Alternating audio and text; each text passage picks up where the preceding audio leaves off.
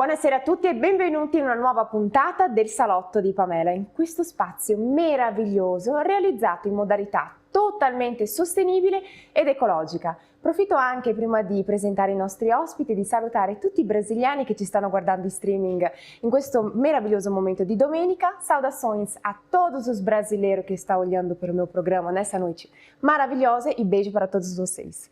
Bene, torniamo a noi, pronta per appunto presentare i nostri ospiti. Sono così orgogliosa, sono così interessatissima perché ci saranno emozioni da scoprire, storie, percorsi e scopriremo anche passioni che guidano i nostri ospiti ogni giorno e come sono riusciti anche a trasformare le proprie idee in progetti concreti ed essere qui con noi in questo momento. Pronta per cominciare? Come primo ospite abbiamo Giorgio Barbuiani, lui è caposettore manutenzione zona nord del consorzio di bonifica Delta del Po. Buonasera Sir Giorgio, grazie nuovamente di aver accettato l'invito. Poi è con noi Chiara Dossi, avvocato, presidente di Confagricoltura Donna Veneto, voce autorevole dell'imprenditoria agricola femminile. Buonasera a tutti. Buonasera, grazie per l'invito. Grazie a lei. È con noi anche Massimo Careddu, autore di Da bullizzato ad aiutare i bullizzati, un uomo che ha trasformato il buio dell'infanzia in un faro per chi non riesce ancora a parlare. Buonasera anche a lei. Grazie e buonasera a tutti e grazie per l'invito. Grazie. E poi come ospite nuovamente abbiamo anche Roberto Ciriotto del bar Perla di Via Mestrina, nel cuore di Mestre, una realtà storica che da anni è un punto di riferimento per la città mestrina. E poi buonasera anche a lei. Buonasera. E poi anche ci ha portato questi meravigliosi tramezzini che non vediamo l'ora di assaggiarli, famosissimi anche per questo, no? E per finire anche abbiamo con noi Silvio Granda, argentino-italiano, ballerino e coreografo con una carriera trentennale alle spalle e ci ha portato anche i suoi due ballerini Valentina D'Ambra e Diego Coloma. Pensate che la sua associazione si chiama Tango Cochabamba 444, un nome che rende omaggio a un storico locale di Buenos Aires. Bene, pronti per cominciare? Dopo comunque li vedremo ballare, non vedo l'ora. Partiamo con la prima domanda, Giorgio Barbuiani.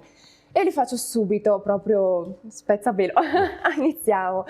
In questi anni, anche recentemente, si è parlato molto di subsidenza.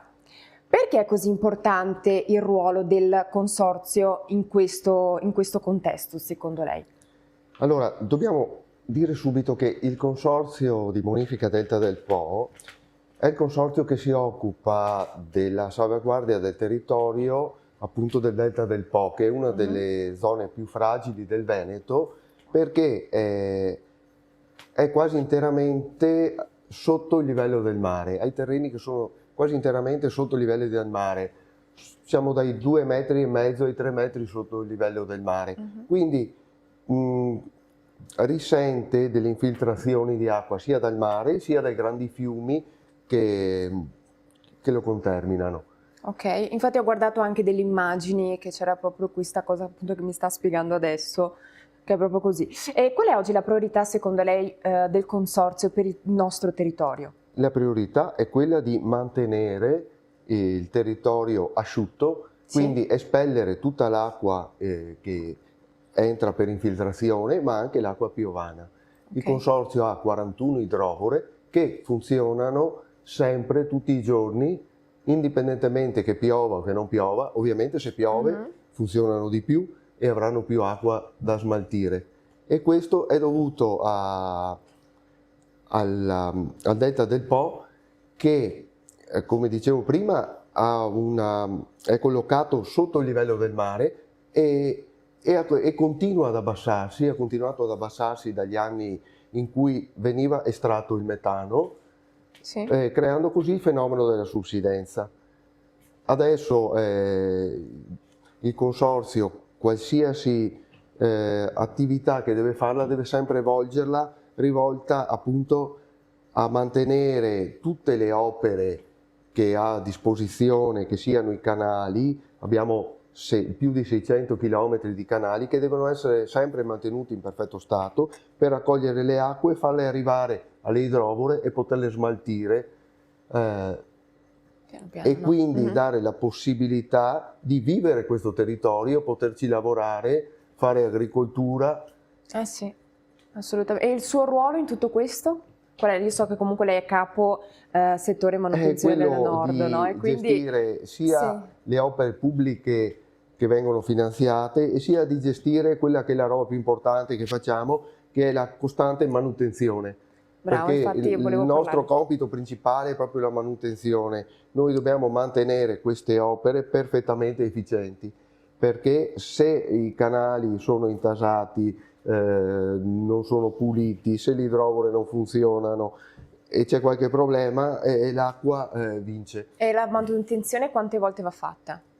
Costantemente. Costante Noi sempre. stiamo sempre facendo manutenzione, perché d'inverno magari ci sono stesso dei lavori da fare che sono presso le idrovore, le pompe, le strutture, le paratoie, mentre con la bella stagione abbiamo i canali che devono essere tenuti perfettamente efficienti, quindi diserbi di canali devono essere presidiati, devono essere riprese le frane, questi canali, deve essere mantenuta la sezione che hanno questi canali per cui sono stati progettati. E vi è mai capitato magari di intervenire un momento che c'è stato un'estrema urgenza? Sempre. Sempre. È costante. Immagino. Quando No, ci sono sì. forti precipitazioni, ci Sì, sono soprattutto, franamenti, ci sono delle condizioni per cui dei manufatti possono essere danneggiati dalle forti precipitazioni, dagli eventi meteorici, dobbiamo intervenire subito, non possiamo attendere, Troppo, no? indugiare, perché vuol dire creare delle situazioni di pericolo, perché abbiamo anche dei centri abitati che sono serviti da Sì. questi canali. E quindi È già capitato che magari l'acqua andasse proprio su questi centri abitati? abbiamo avuto dei momenti Mamma mia. critici, abbiamo avuto una precipitazione in 2 giorni nella zona di Sant'Anna di Chioggia con 264 mm in 2 giorni, ci sono stati diversi allagamenti e lì sono i momenti in cui vedi oltre alla tua capacità, ma ti vengono anche le idee per capire cosa si può fare per avere qualcosa di più. Sì. Allora si richiedono degli ulteriori finanziamenti, si progettano impianti più efficienti e sono delle belle sfide. Immagino, soprattutto quello che fa, essendo anche caposettore, no, della manutenzione, è veramente una sfida ogni singolo giorno. Grazie signor Giorgio, poi comunque approfondiremo, che so che ha portato anche 2 libri, così ce ne parlerà per chi dall'altra parte, per i nostri telespettatori, per chi non conoscesse. Passiamo la parola a Chiara Dossi, come vedete prima avvocato, presidente di Confagricoltura Donna Veneto, voce autorevole dell'imprenditoria agricola femminile. Quando si parla di voce, soprattutto voce che sa aiutare altre donne, riesce ad essere anche e soprattutto un appoggio, già questa cosa mi piace tantissimo. Complimenti signora Chiara, senza conoscerla già mi ha colpito. Allora avvocato, cosa l'ha portata la giurisprudenza al mondo agricolo? Allora, io sì, sono proprio adottata dall'agricoltura, perché comunque non sono figlia d'arte, i miei genitori non sono agricoltori, non vengono da una famiglia di agricoltori. Avevo sposato un agricoltore che aveva questa azienda agricola e che poi purtroppo è venuta a mancare. E quindi quando, stiamo parlando ancora del 2010, io già esercitavo, sono avvocato dal 2001, per cui avevo già aperto il mio studio, e nel momento in cui è venuta a mancare, avendo anche 2 bambine piccole, ovviamente mi sono posta il problema dell'azienda agricola, che comunque era una bella azienda agricola, ad Adria, in provincia di Rovigo, dove si faceva la coltura prevalente erano i cereali, e quindi piano piano, inizialmente la scelta di continuare a mantenere l'attività agricola è stata una scelta quasi obbligata, e poi man mano che sono passati gli anni mi sono resa conto che stavo piano piano prendendo sempre più confidenza con questo mondo, e non tantissimi anni fa, perché è stata una scelta anche un po' sofferta, ho deciso di abbandonare la professione per dedicarmi esclusivamente alle attività imprenditoriali, perché comunque è un'attività molto complessa e quindi non riuscivo più a tenere in piedi tutte e 2 le attività. E devo dire che comunque è stata una scelta sofferta, ma che non rimpiango, sono soddisfatta. E qual è ad oggi la sua priorità come presidente di Confagricoltura Donna Veneto? Come ha detto bene prima, L'Arvuce, no? la volontà di Confagricoltura Donna, l'obiettivo di Confagricoltura Donna Veneto, che non è nata da molto, è da 1 anno e mezzo che è in piedi, è proprio quella di dare voce alle imprenditrici agricole del Veneto. Stiamo parlando comunque di una partecipazione femminile nel mondo dell'imprenditoria agricola che è in crescita, perché ormai sono circa il 30% le imprenditrici agricole. Stiamo parlando più o meno di 22.000 aziende in Veneto a conduzione femminile. Anche i dati non sono aggiornatissimi, però tra le stime dell'Istat e anche insomma, quelle che provengono dagli osservatori regionali, più o meno stiamo parlando di queste cifre. Okay. E quindi si è ritenuto opportuno e necessario anche creare questa associazione al femminile proprio per maturare sempre di più la consapevolezza dell'importanza di una visione femminile anche nel mondo dell'agricoltura come valore aggiunto per questo mondo imprenditoriale. E parlando appunto, che lei mi stava dicendo adesso, 1 anno e mezzo che ha iniziato di vita, di verità, di emozioni, no? tutte venuti insieme, diciamo così, no? Qual è oggi la principale sfida per le donne in agricoltura in Veneto, secondo lei? La principale sfida continua a essere per me, che non vale solo per l'imprenditoria agricola, ma per tutte le donne imprenditrici, per tutte le donne che lavorano, continua ad essere la gestione del tempo, riuscire a mettere insieme lavoro e famiglia, che non dovrebbe essere un problema solo al femminile, in realtà è ancora, e devo dire che però per le nuove generazioni sta cambiando molto. Sta cambiando molto.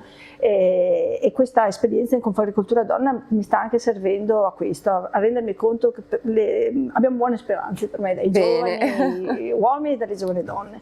Un pochino più difficile e complesso invece è il problema per quelle della mia generazione, per le donne della mia generazione, che hanno dovuto un po' spingere e hanno dovuto sempre un po' cercare di tenere in equilibrio le due realtà. No? Sia per gli uomini che per le donne, appunto. Va bene, grazie mille signora Chiara, poi comunque approfondiremo ancora di più. Passiamo la parola a Massimo Careddu, che appunto, come vedete, ci ha portato il suo libro Il silenzio fa più rumore, da bullizzato ad aiutare i bullizzati, il cammino verso la consapevolezza. Mi spieghi un po' la sua storia, iniziamo dall'inizio, no? Allora, la mia storia parte un bambino di 9 anni che amava lo sport e per un incidente, questo incidente ha portato sì che per 3 anni io non potessi più fare sport e non potessi più alzarmi dal letto, quindi sono stato allettato per 3 anni, i miei avevano un'attività commerciale, non sono riusciti a starmi dietro e questo ha portato sì che la mia frustrazione andasse sul cibo. Questa frustrazione che è andata sul cibo ha portato sì ad arrivare all'età di 12 anni a pesare 117 kg.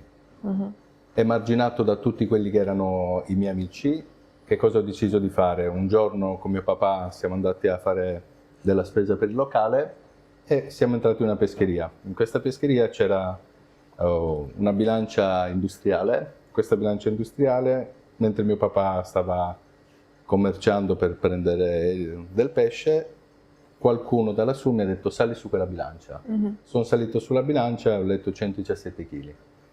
Da lì si è fermato il mondo e ho deciso di riprendere la mia vita in mano e cambiarla totalmente, quindi rialzarmi, ma rialzarmi con le proprie forze e oggi essere un punto di riferimento per chi non ha quelle forze per potersi rialzare.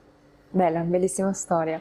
Quando è il momento che lei mi ha detto che appunto si è pesato sulla bilancia e c'è sempre un processo dietro, no?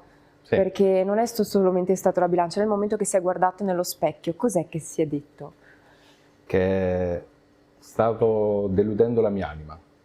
La cosa più brutta che potevo fare è non più deridermi o prendermi in giro per avere la comprovazione di persone che volevo al mio fianco, ma sapevo che stavo facendo male a me stesso. Questa consapevolezza, dopo che ho letto quel numero sulla bilancia, ha portato ad avere quelle risorse, quelle forze interiori di dire mi devo rialzare e siccome non credevo più nella società, ho deciso di intraprendere degli studi di educazione alimentare e tutto quello che era il piano sportivo da solo, e ho fatto un cammino a 360 gradi da solo proprio perché non credevo nella società. E ad oggi, essendo, tra virgolette, passato in un cammino così importante, dico sempre, se io mi sono sentito violato il primo giorno che sono entrato in palestra per riprendere quello che era la mia anima e come, tra virgolette, stavo vivendo io, oggi cosa posso fare per gli altri per non essere così violentati nella persona e nell'anima? Oggi sono un preparatore atletico della nazionale, sono un personal trainer, giro il mondo per aiutare i ragazzi e quelle persone che oggi hanno questa difficoltà li aiuto a sentirsi a posto e a ritrovare il loro cammino nel loro habitat di comfort. Quindi se non hanno voglia di andare in palestra, magari vado con loro a farmi una passeggiata, vado al mare. Sono io che cerco di entrare e di curare la propria anima per poi arrivare a quello che è il cambiamento vero e proprio. La parte più umana sta facendo, no? Pur di aiutarli. E cosa l'ha spinta a scrivere il suo proprio libro? Fin da piccolino, come ho detto, sono riuscito a rialzarmi, ma chi come me ha vissuto determinate dinamiche, tu oggi puoi essere una persona fermata, no? Molte persone quando mi vedono in giro, clienti, amici, mi dicono Massimo, tu sei riuscito ad arrivare qua, sei una persona strafermata, giri il mondo, tutto quanto, ma non capiscono da dove sono arrivato io, no? In più ho un bambino di 10 anni, 11 anni a marzo, e quindi questo che cosa mi ha portato? Mio figlio è una persona che è tanto timida come lo ero io. E siccome non voglio più che nessuno possa vivere determinate dinamiche, ma una bacchetta magica non l'abbiamo, allora ho detto, do un'altra dimostrazione a mio figlio che nella vita noi siamo qua di passaggio. Noi possiamo arrivare da zero a un punto elevatissimo della nostra vita e quindi a sentirci realizzati, ma non sei mai realizzato se quando un giorno tu chiudi gli occhi e non hai lasciato niente a nessuno. È vero. Quindi voglio dare questo insegnamento a mio figlio che nella vita bisogna aiutare e non stare sempre all'alto. Io so che nel libro parla anche molto di Leo, no? Sì. Leo, suo figlio. È stata la mia salvezza, la mia ennesima salvezza. Dopo che la vita mi ha fatto tanti sgambetti e ero riuscito a sollevarmi, nel 2019 arriva la separazione inaspettata e il divorzio. Mio figlio aveva 3 anni e mezzo e in quel periodo ho perso 20 kg in giro di 2 mesi. Mamma mia. E mio figlio a 3 anni e mezzo, un giorno entrando a casa mi fa: papà, io non ti voglio vedere così, ti voglio vedere sorridere, no? E allora gli ho promesso una cosa stratosferica, gli ho detto: sai Leo, papà è caduto tante volte, ma ti farà vedere il papà che questa è l'ennesima caduta dove il papà si rialza più forte di prima. E infatti nel libro l'ultima pagina l'ho dedicata a lui, ho fatto una lettera dedicata a mio figlio perché lui crede che io sono un supereroe, no? Che io riesco in tutto. E nella lettera scrivo che lui è il mio supereroe, perché lui mi ha dato l'ennesima forza di rialzarmi e oggi essere qui è per aiutare le altre persone. Sì, bellissimo. Grazie. Complimenti, complimenti davvero. Una storia veramente autentica, emozionante, sensibile. E giustamente Massimo è qui per aiutare tantissime altre persone che dall'altra parte ci stanno guardando e stanno passando un momento buio o che hanno vissuto un momento buio della propria vita, perché nessuno di noi è immune ad ansie, paure, ferite. E questo vale anche per Massimo, che soprattutto è anche uno dei suoi pensieri di ogni giorno, che grazie alla nostra fragilità nasce la nostra forza. Complimenti. Grazie. Passiamo appunto la parola a Roberto Ciriotto del Bar Perla, che ci ha portato questi meravigliosi tramezzini, famosissimo appunto per la città di Mestre. Buonasera nuovamente, signor Roberto, l'abbiamo cantato. Dopo aver sentito queste cose, cioè, quisquigli e sta roba qua. Sì, ma giustamente la vita è fatta di sorrisi, di emozioni, di tristezza, che fa parte, però se ad oggi siamo qui vuol dire che c'è diciamo il destino ha riservato questa impresa per noi, se siamo tutti qua vuol dire che siamo noi felici, vogliamo fare contenti. Sorridere la gente esatto, mangiando. E soprattutto mangiando. Tramezzini, senza ingrassare però, Purtroppo. Allora, mi spieghi un po' come nasce il Bar Perla, per chi non sa. Il Bar Perla ha una storia di 50 anni e nasce da 50 anni. da una società che poi si è distrutta praticamente, si è divisa in 1000 parti e 6 soci sono rimasti e hanno portato avanti questo discorso qua. E noi siamo andati avanti e sono ormai oltre 40 anni che andiamo avanti così, abbiamo portato avanti anche la ristorazione oltre che i tramezzini. E siamo un po' conosciuti, infatti, facciamo il nostro lavoro. Stamattina mi sono alzato alle 5 per essere qui con noi. No, No? per lavorare, perché io fare sono per venuto via dal lavoro. Ah. Mi piaceva di più per essere qua con noi, però Ma oltretutto, scherzando. Siccome noi ci facciamo tutto, dalla maionese, il pane fresco, abbiamo un modo di lavorare che penso sia unico. E siamo quasi a chilometro zero su quasi tutto, per cui... E qual è la ricetta invece che racconta la vostra storia? Cioè perché siete così importanti per la città o per chi viene da fuori anche? Ma forse perché abbiamo sempre lavorato in questo modo, perché siamo conosciuti, perché se fai un lavoro bene, dopo Hai il vantaggio qualcosa che le persone... ti ritorna, qualcosa, giusto? Sì, assolutamente. E qual è l'ingrediente che secondo lei non può mai mancare? La maionese, Immaginavo che mi il diceva pane lei. fresco, maionese, pane fresco, e dopo i prodotti, noi abbiamo prodotti di alta qualità, per cui E dopo, come si può dopo sapere? assaggerete. Dopo. Assolutamente. E si può sapere come si fa la vostra maionese o è un segreto? Guarda, la maionese, sinceramente non la faccio io, la fa mia moglie. E Allora. sinceramente è molto molto difficile farla come la fa lei.